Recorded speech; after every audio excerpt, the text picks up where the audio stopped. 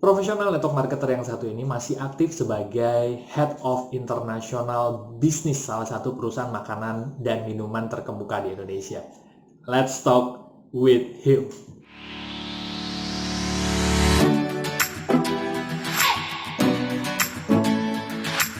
Bapak Freddy Agus Susanto. Oke, apa kabar Pak Fred? Baik.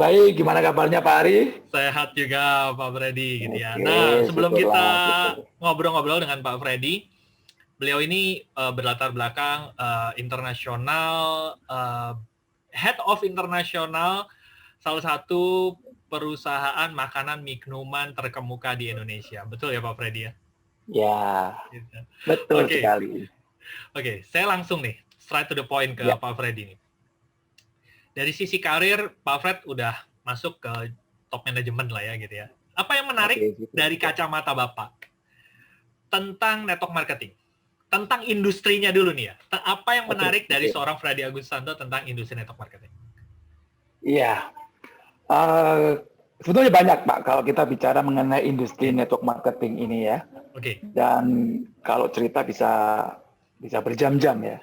Tapi ada beberapa poin yang mungkin menarik ya kalau kita melihat industri network marketing ini.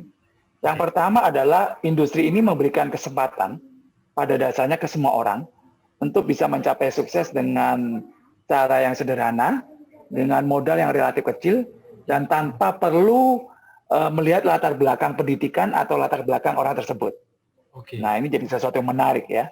Tidak semua bisnis, tidak semua pekerjaan itu bisa seperti itu. Karena normalnya semua pekerjaan itu biasanya membutuhkan latar belakang yang spesifik, membutuhkan pendidikan yang khusus dan tertentu. Tapi khusus industri network marketing ini mungkin itu bisa kita abaikan ya. Kalau mau bilang semua orang pada dasarnya bisa asal mau. Ya. Begitu Pak.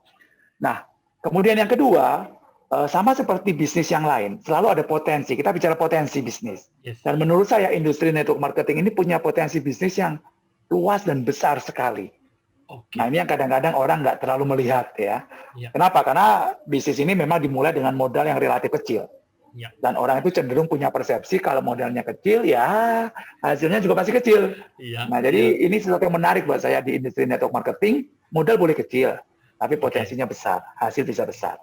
Yeah. Nah itu Pak Ari yang membuat industri network marketing ini sesuatu yang menarik sebetulnya. Kalau kita mau mempelajari lebih lanjut ya. Yes. Oke. Sekarang Pak Freddy, secara pribadi, kenapa Pak Freddy tertarik menjalankan bisnis network marketing? Ya, nah kenapa saya secara pribadi tertarik untuk menjalankan bisnis ini? Ya kembali lagi, kalau saya bicara bisnis, bicara sesuatu yang saya kerjakan, selalu saya bicara mengenai hasilnya seperti apa sih? Seperti itu. Nah, kalau saya lihat dengan modal yang relatif kecil, hasilnya besar. Bagi saya pribadi, saya bertanya, why not? Kenapa tidak? Karena kan ini sesuatu yang menarik lah pastinya ya, kalau kita modalnya kecil, hasilnya besar. Semua orang juga maunya seperti itu. Dan ini ada industri, ada sebuah bisnis yang bisa saya lakukan. Nah, kemudian yang kedua, kenapa saya pribadi tertarik itu karena sebagai seorang karyawan, waktu saya terbatas. Jadi jujur tidak banyak bisnis yang bisa saya kerjakan. Normalnya hampir sebagian besar bisnis itu kita bicara dari jam 9 sampai jam 5. Ya. Jadi kalau saya kerjakan di jam tersebut ya pasti nggak mungkin. Yes. Karena saya sedang terikat dengan pekerjaan saya. Nah, jadi saya harus mencari sebuah usaha, sebuah bisnis yang bisa saya kerjakan di waktu-waktu luang saya, di luar jam kerja saya. Nah, saya melihat bahwa bisnis network marketing ini adalah salah satunya. Makanya saya tertarik secara pribadi untuk menjalankannya. Seperti itu. Karena ya biar bagaimanapun juga seorang karyawan masih terikat dengan jam kantor lah, kurang lebih seperti itu, Pak. Tapi saya juga berpikirnya harus sebuah bisnis yang walaupun dikerjakan di waktu-waktu luang punya potensi untuk menggantikan penghasilan utama saya. Jadi ini sebenarnya kita nggak bicara cuma penghasilan tambahan. Yes. Bukannya saya nggak mau penghasilan tambahan ya, semua orang pasti mau. Tapi saya nggak mau menjalankan sebuah bisnis yang nantinya setelah dijalankan bertahun-tahun tetap adalah penghasilan tambahan. Jadi nggak kemana-mana. Penghasilan tambahan. Nah, kalau kita bicara penghasilan tambahan kan ya kita tahu sendiri mestinya ya jauh lebih kecil dari penghasilan utama kan seperti itu. Yang saya harapkan adalah bisa menggantikan penghasilan utama saya atau malah setidak-tidaknya lah ini ya, Ya. sejajar dengan penghasilan utama. Kurang lebih seperti itu, Pak. Jadi nggak sekedar penghasilan tambahan aja. Oke. Nah, Itu yang saya sekarang harapkan ya. Pak Freddy, waktu pertama kali Pak Freddy melihat network marketing, Bapak melihatnya secara negatif atau secara positif? Jika secara negatif, kenapa waktu itu Bapak melihatnya secara negatif? Jika langsung positif, apa yang membuat Bapak waktu itu langsung positif? Nah, ini kalau secara pribadi saya melihatnya positif, Pak. Ini kebetulan sekali bahwa ketika saya mengambil S2, salah satu tugas dari dosen marketing saya waktu itu meminta saya untuk membuat paper. Nah, kebetulan saya melihat industri network marketing sebagai salah satu tugas tersebut. Ya. Nah, tapi saya melihatnya dari sisi perusahaannya. Pada waktu itu saya berpikir, oh ini sebuah cara yang jenius sekali. Sebuah perusahaan dalam tanda petik tidak perlu mengeluarkan modal yang besar untuk promosi, tapi cukup membagikan penghasilan atau profitnya kepada orang lain untuk sama-sama menjalankan bisnisnya, membantu perusahaan tersebut untuk lebih berkembang. Itu. Jadi pada waktu saya pertama kali ditawarkan bisnis network marketing, saya nggak pernah punya persepsi negatif. Ya, tapi saya sadar sekali, saya sangat amat sadar bahwa persepsi orang di luar sana itu banyak yang negatif. Ya. Nah, ini yang jadi masalah sebetulnya. Kenapa? Kalau saya positif, orang lain positif, nggak ada masalah, betul? Iya, iya. Dengan mudah saya mengajak orang. Tapi kalau saya positif, orang lain negatif. Nah, ini pasti butuh memberikan pemahaman lah ya kepada orang-orang tersebut bahwa bagaimana sih sesungguhnya industri network marketing ini.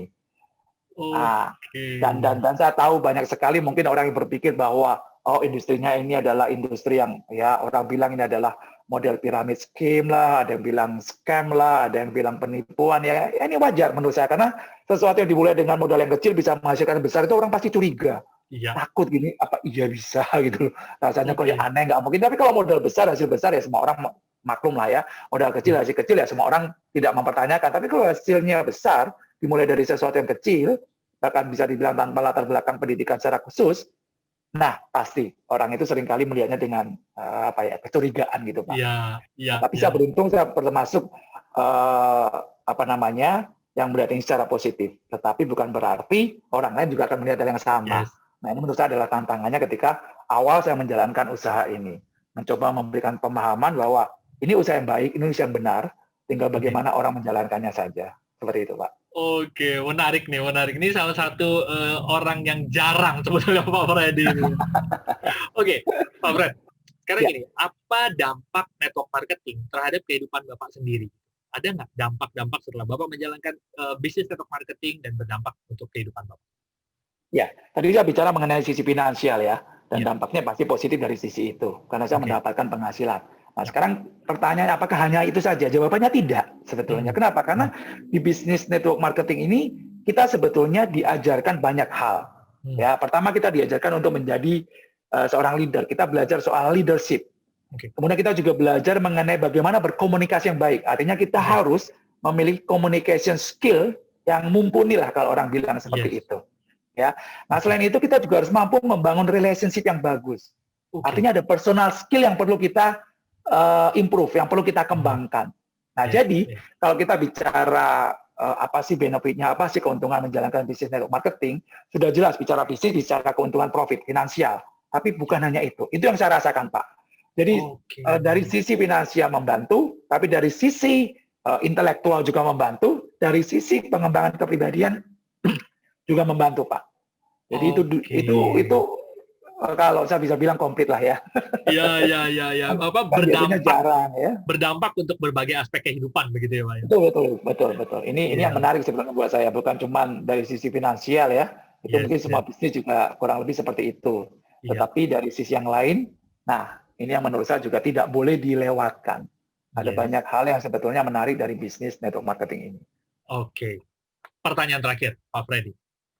Pertanyaan terakhirnya adalah pesan Bapak nih untuk orang-orang yang pesan untuk orang-orang tentang network marketing gitu ya. Untuk yang negatif mungkin atau untuk yang udah pernah jalanin gitu. Apa pesan-pesan Bapak? Atau pertama sama yang kedua, Pak. Sama gimana sih tips memilih network marketing yang baik dan benar? Saya jawab pertanyaan pertama dulu ya, Pak. Yes. Jadi begini, kalau kita kalau saya boleh ya memberikan Ya. semacam nasihat kepada orang yang mungkin ditawarkan bisnis network marketing, yang pertama jangan anti dulu ya. Oke. Milikilah pikiran terbuka, lihat, pelajari. Karena bisa jadi bisnisnya adalah bisnis yang cocok, bisa jadi ini adalah bisnis yang sedang kita cari. Ya, jadi jangan buru-buru menolak sebelum kita memahami lebih lanjut. Karena begini, pada dasarnya semua bisnis itu pasti ada positif, ada negatifnya. Dan kecenderungannya itu positif dan negatifnya itu datang dari para pelakunya, bukan dari bisnisnya itu sendiri. Kecuali kita bicara bisnis yang ilegal ya. Kalau kita bicara bisnis ilegal, nggak usah ngomong pelakunya udah pasti negatif ya. Tapi bisnisnya juga pasti negatif. Tapi kalau kita bicara bisnis yang legal, dan kemudian ada hal-hal yang berbau negatif, itu lebih cenderung karena memang para pelakunya. Jadi open mind dulu, ya, lihat dan pelajari. Itu saran saya bagi teman-teman yang mungkin ditawarkan bisnis network marketing. Ya, jangan dulu menutup pintu, jangan dulu menutup hati, jangan dulu menutup pikiran, tapi open mind dulu. Lihat, pelajari. Kalau ada yang tidak paham, tanya. Kalau nanti akhirnya merasa bahwa ini bukan bisnis yang cocok buat Anda, it's okay. Anda menolak sesuatu yang Anda tahu. Ya, jangan menolak sesuatu yang Anda tidak tahu. Sayang sekali, karena faktanya adalah banyak sekali orang sukses dan memulai kehidupan yang bagus, yang baik dari bisnis ini. Nah, siapa tahu itu adalah bisnis yang memang, sekali lagi, yang sedang Anda cari, sedang mungkin ya Anda harapkan datang di dalam kehidupan Anda. Ya. Yes. Nah, kemudian yang kedua tadi apa Pak pertanyaannya? Menurut Bapak gimana sih cara membedakan network marketing yang baik dan benar? Yes. Nah, sebetulnya karena kita bicara di Indonesia ya, pertama lihat dulu legalitasnya Pak, itu yang paling penting. Okay. Ya, kita percaya pada pemerintah, kita percaya kepada asosiasi network marketing bahwa mereka tidak akan dengan gampang dan mudah memberikan legalitas kepada sebuah perusahaan apabila mereka melihat ada sesuatu yang mungkin aneh, sesuatu yang mungkin ya ilegal, katakanlah seperti itu. Jadi lihat dulu legalitasnya. Dan kalau legalitasnya sudah ada, masuk ke tahap yang kedua. Lihat apa? Lihat produknya juga. Ya, apakah produk ini membantu atau hanya sekedar produk yang dipasang tetapi tidak memberikan manfaat apapun. Ya, pelajari produknya dan kalau perlu ya coba lebih dulu sebelum menjalankan bisnisnya. Nah, kemudian yang ketiga adalah coba lihat potensi itu ada atau tidak dari bisnis tersebut. Ya, kalau orang bilang lihatlah marketing plan-nya. Apakah ini memberikan kemudahan? Apakah ini memberikan sesuatu yang fair? Apakah marketing plan ini memberikan reward pada orang yang bekerja atau pada orang yang tidak bekerja? Nah, lihat dari sisi itu. Ya, jadi secara singkat Pak, lihat legalitasnya, kemudian lihat produknya. Ini bukan sekedar pajangan, tapi benar-benar produk yang punya nilai tambah. Kemudian yang ketiga, ya lihat penghasilannya, marketing plan-nya seperti apa. Nah, kalau semua itu memenuhi katakanlah persyaratan dari diri kita, ya why not? Kenapa tidak? Ya, coba. Dan tentu saja ketika Anda menjalankan bisnis ini, Anda harus jalankan bersama dengan tim ya. Tidak bisa menjalankan bisnis sendirian. Semua bisnis lah, cenderung itu pasti harus menjalankannya bersama-sama dalam sebuah tim. Seperti itu.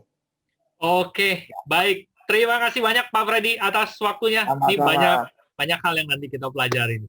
Oke. Ya. Baik, Pak. Terima kasih. Oke, terima kasih Pak Freddy.